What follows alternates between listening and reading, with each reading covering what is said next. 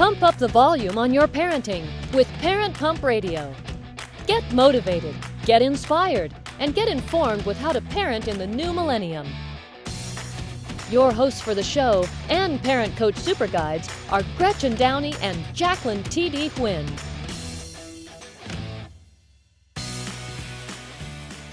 Hi, this is Gretchen. Hi, this is Jackie. And today we're going to be talking about if my kid gives up too early, should I be worried? And these are all valid concerns, of course, but most parents, I think what's behind it is my kid persevering? Is my kid, maybe they want their kid to win? Are they worried about their kid being a quitter? Yep. Are they worried about him being a quitter, or are they worried about him being unmotivated? Yep. So these are usually some of the things that are right behind this statement of my kids quitting, or why are they quitting? Why do they stop so quickly? And so let's go into this a little bit deeper and take a little deeper look at all of these things. I agree. First of all, I think we need to let parents know out there is you really need to get to know your kid. You need to listen to them, observe what their patterns are, what their interests are, because if they're quitting something that they absolutely do not like, for forcing something on them that they were never meant to do, then there's a reason they're stopping.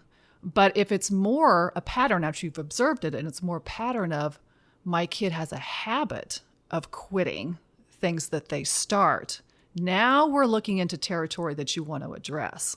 Right? So there's a big difference. Let's address the first part in the sense that, is it something that they're interested in? Maybe they're more artistic and they're not into sports. Also, I think children nowadays don't get enough sleep, so they could be too many activities for them, and it's an overwhelm. Another thing with my kids is they're sensitive, and other kids are sensitive, so it might not be the right teacher or the right coach or who is the leader in what they're doing. It's not necessarily that activity, it's just that class, and you need to move them into another coach or something. Right. And so I think with this whole thing, we still have to go deeper. We have to take a deeper dive into all of this to really understand that, because what we really have to do is get a better understanding of our kid, our child. And if we look at kind of life in general, why are we here? Why are our kids here? They came to do something very specific. We call this purpose, right? We all came here for a purpose and a reason. And our kids are no different.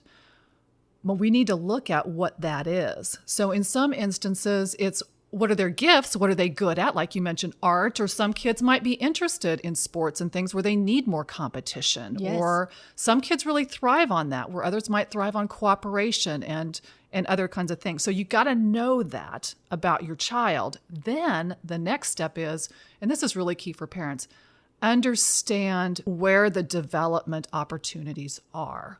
So just because your child, for example, may be extremely shy, that's okay. Nobody's judging that quality. However, if the shyness gets them in trouble where they can't function well in a classroom or in the world, or it holds them back, then that part of their reason for being here is to develop that ability within themselves to overcome that. So when we look at our kids and it comes to putting them in an activity or doing anything, we have to look at the reasons why they're quitting, okay? Is it because, if you take the example of a kid that has a habit of quitting, when they're afraid of something, they give up on themselves, which is the worst thing of all. You don't want to build that pattern of a child giving up on themselves, or actually falling into that victimization. I'm this or I'm that. I'm not good at this or that. Therefore, I'm going to quit. Right.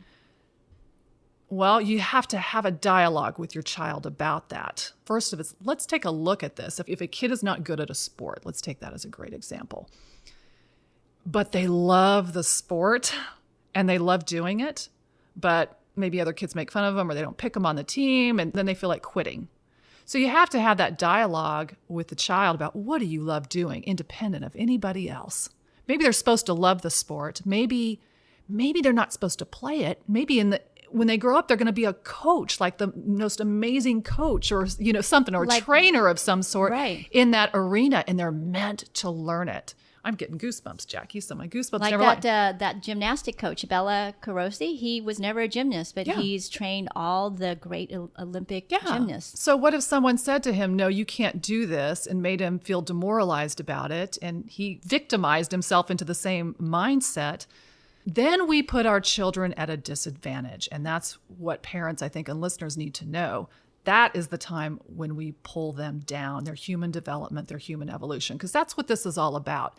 Every single life experience that we get, whether it's in a classroom, whether it's a relationship with a friend, whatever, it doesn't matter what it is, they are all opportunities for either us to expand or the person that we're engaging with to expand.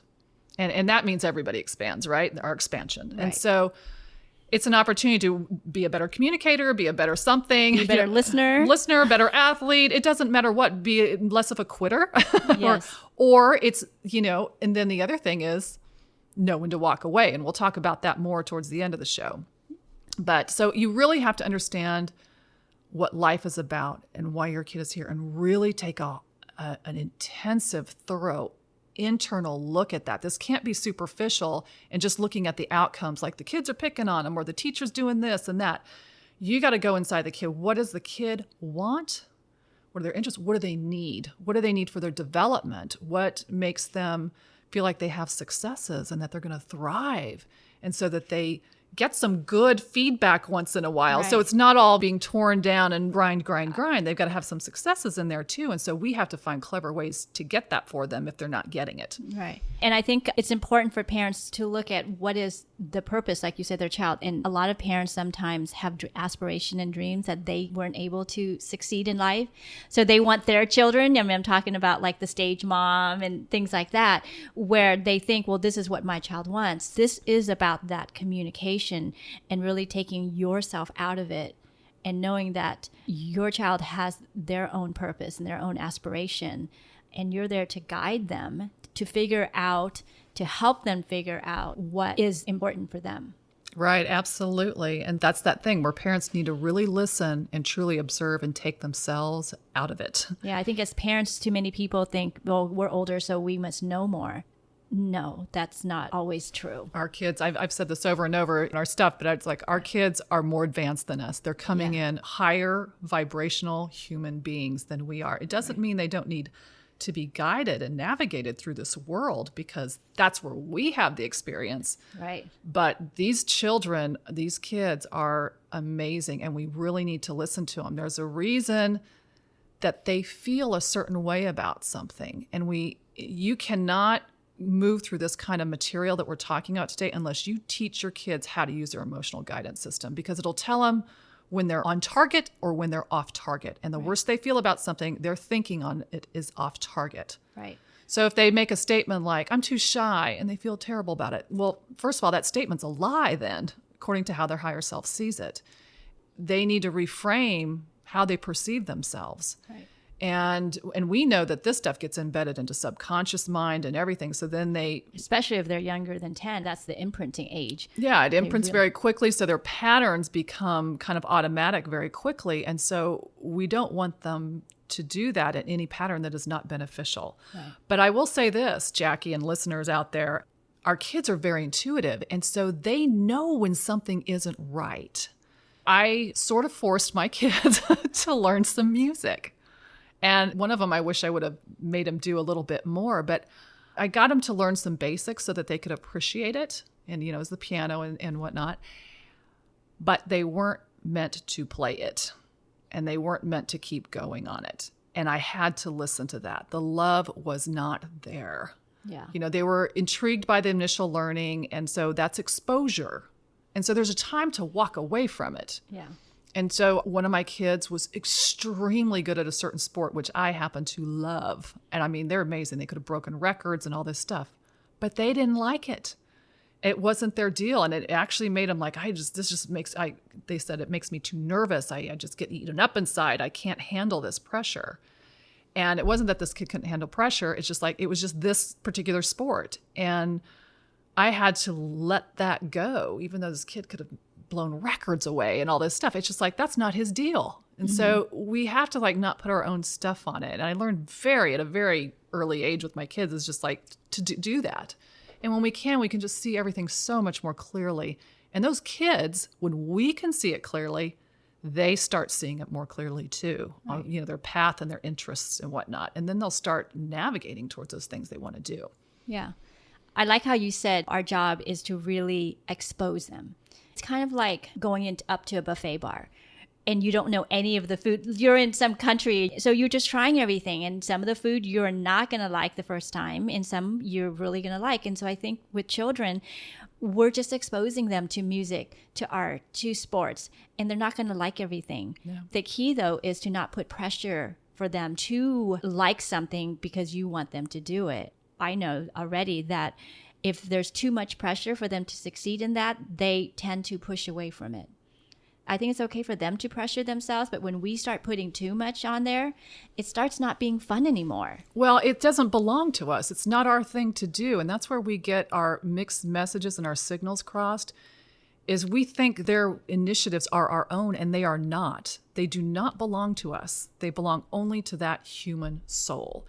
And so we have to allow them that autonomy Yeah. and that growth and that development, whether it's an area we're uncomfortable in or not. That's where the separation occurs. We're very connected, and we'll always be connected. But the one thing that the human race is separate in is our own individual path that we must do for our own development. Absolutely. And we as parents are there just to support them, to build them up and build their infrastructure up, or to hold what they've already got in Right. place and to just kind of keep going with it. Now, I want to say a little bit about this whole thing with competition and cooperation, because I think the concern with many parents that I have found with is the motivation for kids. Okay, so if they're concerned that if my kid has a pattern of quitting, does that mean my kid has low motivation, right? And so when you look at what motivates your child or teen, doesn't matter what age, is what do they thrive on? Do they thrive on competition? If they are, then they've got to have some of it. Okay. Some of them like outside competition, and some of them just like competition with themselves. Self-improvement. Tennis, Or chess, self-improvement. Some Yeah. are multiple sports with lots of kids, singles, and then it's just themselves. Right.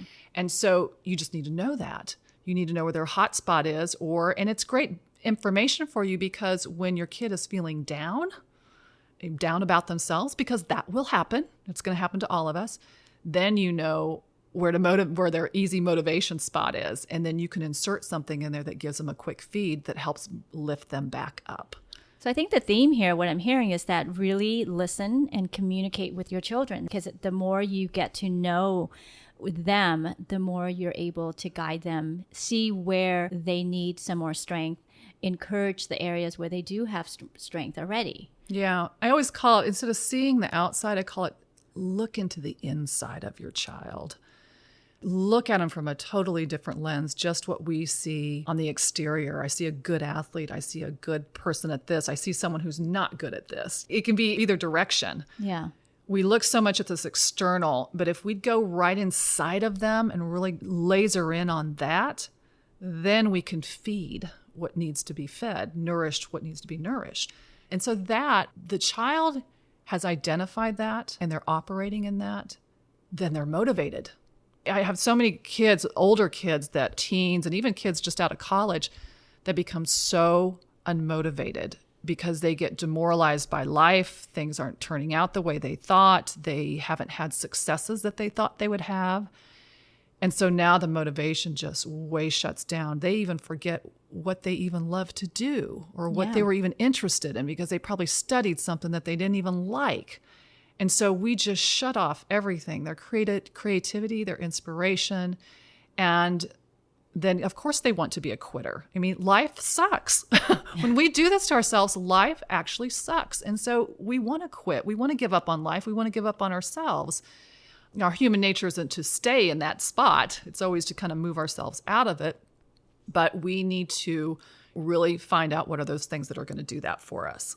And with children, because I think they're so intuitive and so in tune with themselves, they know what they like and what they don't like. And they're willing to always try it out and please us. But at one point, that's when I think parents need to listen. Are they trying to please us, which kids do end up tending to do, or are they doing this for their higher self, for their purpose? Yeah, so it's looking at these different factors for kids. We call it the interest factor. Whatever they're doing, what's the interest factor? What is the love factor for what they're doing? You can even look at external factors in the scenario. Parents or teachers or coaches, are these people being supportive or are they not? How many times have I heard this statement? I coach parents all the time on this. My child doesn't have the right coach, or the teacher isn't doing whatever, or the teacher's making them feel miserable. And I tell this to every single parent, and I did this with my kids, and it made them insanely strong to navigate people and life. And I told them from the get-go, you aren't meant to walk into different things and have every single person, teacher, whatever, be the same, be the perfect, nice, whatever. You know what I mean? Right. Think of your favorite teacher. Not everybody's going to be that way, because guess what? You're not going to learn how to navigate through it. So you've got this teacher that treats you this way, so that what? So why? What do you think you can do to overcome it? And so I always teach kids that in the same way with coaches. This is coach. They don't determine your fate. They don't determine what you're going to do. What's the lesson in here for you? You aren't strong mentally, or you give up on yourself, or you get demoralized when someone makes a bad statement towards you, like in coaching or something, where they just, you're worthless, get out of this game and don't ever come back. But I've had that happen to my kids, and they get demoralized from, what, are you going to take that as fact? Are you going to let someone determine that? No, and then they think they can't overcome this. And I'm like, of course you can. They don't own you. They don't stop your progress. Nothing will stop your progress in this universe. You're meant to do what you're meant to do. But that person was put in your path so that you would get stronger, so that you would think a different way. And so when my kids started doing that, then things shifted. Even the way the teachers treated them shifted. The coaches treated them, shifted everything. Nobody's a victim here. And we often think we're a victim of things. And I really train the people that I work with not to feel victimized in any way, shape, or form, to really empower them. And when they learn they've got their own power, then they're motivated, right? And then they're less likely to quit and give up. I can think all the times, if I wouldn't have shared this information with my kids, they would have quit many, many things. But instead, they moved through it because they actually loved the activity that they were in spite of the coach or the teacher or whatever. And they can't let someone like that stop what they love. So love factor is a huge thing in this. Yeah. Never let something interfere with that. So, but then that comes to the other ideal about this is know when to walk away. Know when enough is enough. And some people quit too early, and some people don't know when to stop. I'm one of those people that doesn't know when to stop. I drive. People say, you always finish everything. I really subscribe to that philosophy, but there are some times when the end is already hit and you just didn't realize it. Right, yeah. The lesson isn't about finishing. It was that exposure or something, or having partial part of that experience. Because if there's nothing coming back to you, if you realize you're giving, or you're doing too much and you're carrying whatever, and there's no love coming back, and or something meeting you part way, then it's like, okay, I've exhausted this. Now it's time to me to put my energy somewhere else where it is going to be more fruitful for me. A giving and receiving, right? Right. So how do you help your children know when to quit then? I have them ask themselves a lot of questions. First is, what do you love doing? What are you interested in? If they don't know that, then that's the first thing they need to figure out. Right, yeah. And then I can help them, lead them to that. If they want to quit something, it's like, why? Well, and I've got a lot more interest, or I want to do this now, or it's time for me to do that. That's the conversation we were talking about earlier. Yeah. My son, my youngest, he was such an avid skateboarder for like 4 years. I mean, we traveled everywhere. He just was in love and on fire with it. It was like, he's bombarding us nonstop. Can we go here? Can we travel down here to this place? I mean, I was just doing everything. And he hit 9th grade. And he even had a business. He was developing a business. He was looking into trademarks and patents for this idea he had. I mean, he's on fire. And then cold turkey, it stopped 100% because he got a new interest. And he went into another sport and a couple other things. And I kept saying, Alec, don't you want to go on and do any of these things? And he's just like, I'm done, Mom. No, I'm done. And he knew it. I could have persevered, like, you're not finishing this. Yeah. You didn't keep doing this. I thought you're going pro. And I could have held my ideals and aspirations, what I grew up on, which is competition and go and try to get the best whatever. Yeah. That wasn't what he wanted. He was time for him to experience something else. And so I had to realize that was the stopping point.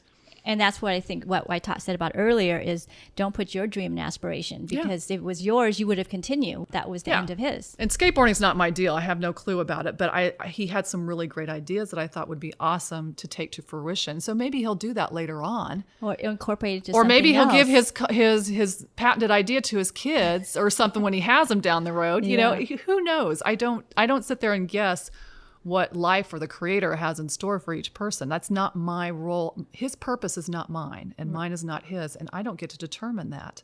So as long as he feels good, right, and happy about it, when he was still inspired and knew he's on the right track, okay, he's dialed in, and that's good. I let them listen to their intuition, because if I stopped him from listening to his intuition, I'd have him so messed up. Right. But he knows to listen to his intuition. He goes, Mom, I just have a feeling. And I teach him to listen to that. When he knows it's spot on or when something isn't right, I tell him to trust that. Yes. And that's going to help him later on in business, in life, in a relationship, to make those kinds of decisions. Absolutely. Absolutely. So I think what we need to do is give parents some kind of hone this in, give them some very specific tips for when your kids are having these moments and you're trying to distill and distinguish, are they quitting and this is serving them or is it not serving them, right? Yes. And so we need to give you a few tips that we think are pretty important. And one is look at the success that they have and the efforts. Is success motivating them? Is the effort that they're expending motivating them?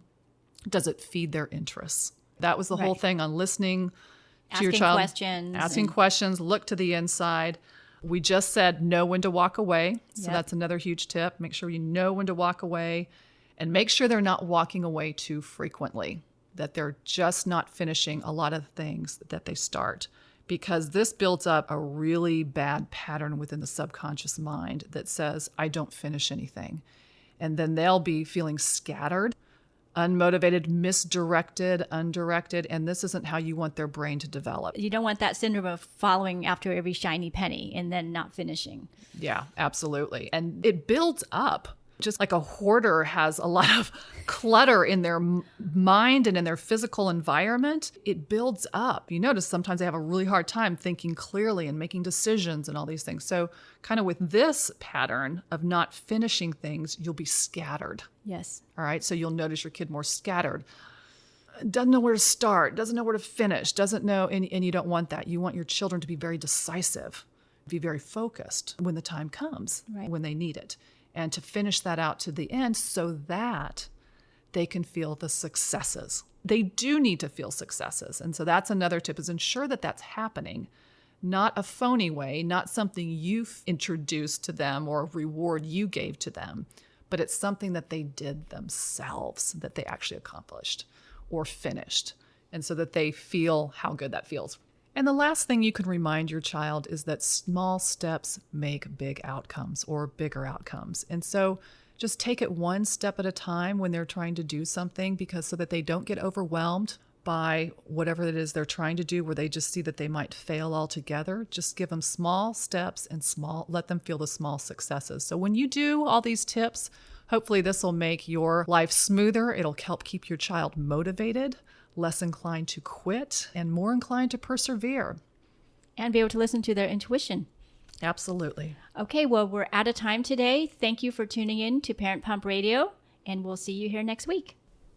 Thank you so much for joining us today on Parent Pump Radio. You can go to parentpumpradio.com and click on the pink box on the top of our homepage to listen to our new and archived shows, which are featured on missionsradio.org. That's missions with an S, parentpumpradio.org.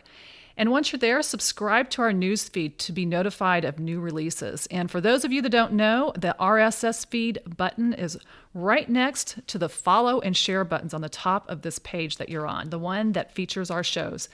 And that's the button you want to click to be notified of any new episodes. Also, you can visit us at our website, www.parentpumpradio, to leave your comments, questions, and topic suggestions, and to connect with us on social media. When you sign up on our website, we have a free gift for you, so don't miss out. So until next time, have a wonderful week.